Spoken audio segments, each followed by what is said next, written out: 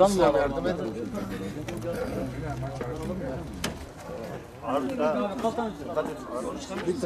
Sadece gıda diyor.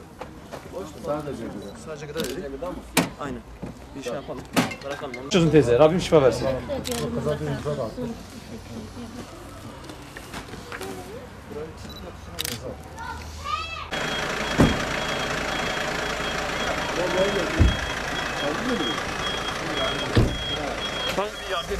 Bir kolu yardım verin. Ne yapıyorsun? Vallahi sen nasıl? Geçiyorsun. Bir soralım ihtiyacın neyse. Bir tane gıda da. Daha imana var, başka bir şey. Elhamdülillah. Elhamdülillah. Muhakkak. Evet. Sana gıda mı verelim, soba mı verelim, battaniye mi verelim? İhtiyacınız nedir dayı? Valla soba var. Soba var. Soba, kuzuna sobaysa Elektrikli soba var. Elektrikli soba var. Elektrikli soba var. elektrikli soba bana lazım. Lazım sana. Elektrikli Bizim evde hiç oturacak Ondan durum sonra yok bir elektrikli canım. soba bir de 4 günü 5 günü dışarıda rezil olduk biz. Çocuk var mı evde? evde çocuk yok. Çocuk yok. Tamam. Bir kendisidir bir de hanımıdır. Tamam. Bir gıdalık soba bakalım. Hanımı ferşlidir yataklıktır. Tamam. Abim bize mağdur canımsın Tamam. Olur. benim. İçeriden Kiracıyı böyle. Kiracıyı oğlum vallahi durumumuz değil.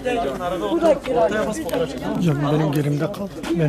Rabbim şifa versin. Geçmiş olsun dayı. Ellerinden öpüyorum. Teyzen şifa versin inşallah. Şahit olsun, şahit. Ellerinden öperiz. Bu verdiğiniz size şahit olsun. Lazım, bugün lazım değil. Arkadaşlar ta Siirt'ten gelmişler ha sizin için. Bizim dualarımız Siirt'ten sizinle zaten. Kalbimiz sizinle. Geçmiş olsun. Siirt'teki- Geçmiş olsun. Siirt'teki vatandaşların kendi aralarında topladığı yardımları buraya getirmişler, burada dağıtıyorlar. Allah size razı olsun. Allah size razı olsun.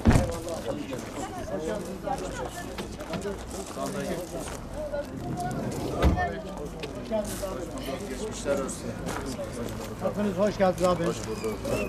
Dayı, dışarıda kalıyorsunuz. Valla dışarıdayız. Evet. Evde kalamıyorsun değil mi? Yok şu an dışarıdayız. Mahalle olarak, sakinleri olarak burada bulunmaktayız. Gerçekten şurada bulunan Yani evinizde arkadaşlardan hasar var mı ya da korkudan dolayı mı gidemiyorsunuz? kim çatlamış, bazılarının evleri çatlamış, kimin Çatlamış. kolon çatlamış. Evet. Siz evde mi yaşıyorsunuz? Ben evde değilim. Ben o kaynımın çadırında yaşıyorum şu Kendi an. çadırınız nerede? Bak hemen burada Salıbaba'da bu yukarıda. Ya bu da bizim Onlar da kalabalıklar. yani başımız. Ben de dört Hadi abi insanlar geliyor. Kapıyı kapat hemen. Yol ver arabaya gitsin. Gidecekler abi. Mehmet ben Siirt'ten görevliyiz. Siirt'te işimizi icra ediyoruz ve buradayız. Öncelikli amacımız depremde zarar görmüş, imkanı olmayan insanlar için yardımda bulunabilmekti. Sağ olsun Siirt'te halkımız elinden gelen desteği verdi bir kısmı ve biz bu yardımları sağ selamet yerlerine ulaştırdık. Ortağım Sinan'ın sosyal medyadan haber vermesi üzerine vatandaşların bizi aramasıyla gerçekleşen bir olay bu. Böyle bir olayı da gerçekleştirdiğimiz için çok memnunuz. Allah daha beterinden korusun ve geçmiş olsun Elazığ'a. Biz Siirtli vatandaşlar olarak çok üzüldük. Kendi ailemizden birini kaybetmiş bir gibi. Kendi başımıza gelmiş bir olay gibi yaşadık, hissettik. Bunun için buraya geldik. Yardımda bulunmak istedik. Yardımda bulunmak isteyen Siirtli halkımız oldu. Ve bu faaliyeti gerçekleştirdik çok şükür. Sosyal medya üzerinden çağrıda bulunarak duyarlı arkadaşlara ulaştık. Elazığ'ın acısını biz de hissettik. Hayatını kaybedenlere Allah'tan rahmet diliyoruz. Yaralılara acil şifalar diliyoruz. Biz de kendimizce gönül sahasına girip ihtiyaç olan gıda, battaniye, ısı gibi malzemeleri Elazığ'a ulaştırmak için Eruf'tan yola çıktık. Çok zor bir durumdalar. Yani anlıyor muyuz? İnanın çok zor bir durum. Burası çok soğuk ve fazlasıyla insanlar mağdur. Biz de gönlümüz koptukça vatandaş olarak ihtiyaç sahiplerine ulaşmaya çalışıyoruz. İlçeden biz buraya 3 araçla geldik Siirt'te. Burada gelirken sahanın yabancısıydık. Kimin ihtiyaç olup olmadığını bilemiyorduk, tespit edemedik. Fakat Umut Kervan sağ olsun burada mağdur olan halkı tanıyordu ve kimin ihtiyaç olduğunu bildiği için onlarla bir dayanışma içerisinde sahada çalıştık, görev yaptık. Mağdur olan halka gerekli ihtiyaçları teslim ettik ve Umut Kervan'a emanetlerimizi, daha doğrusu bize emanet edilen gıda ve yiyecekleri teslim ettik kendilerine. Onların görevi çok zor çünkü zor bir süreçten geçiyorlar. Halkın acısı var.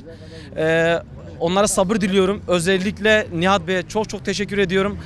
Çok kolay gelsin.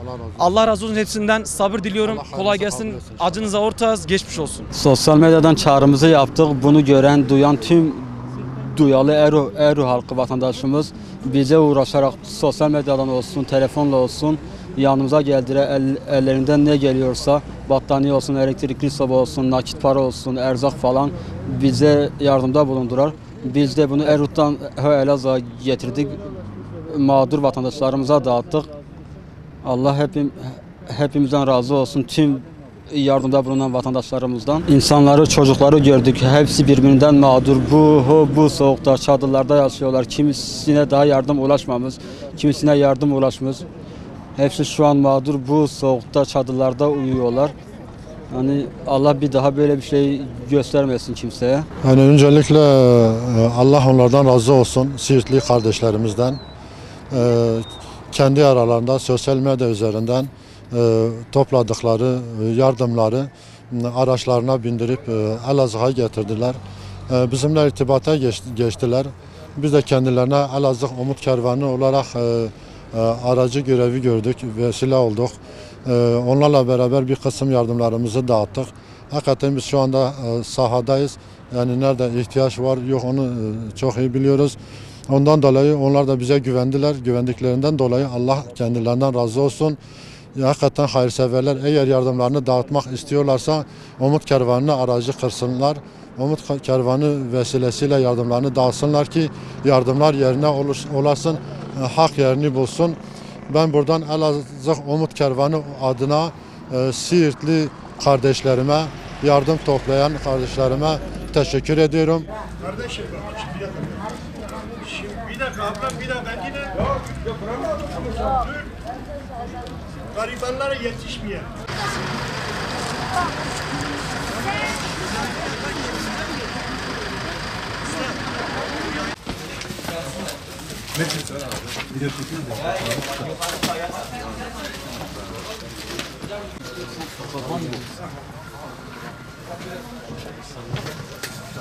Bir dakika başkanım.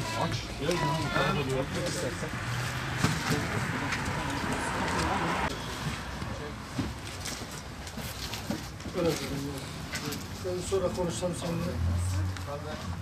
Reis yeter, sıkıntı yok.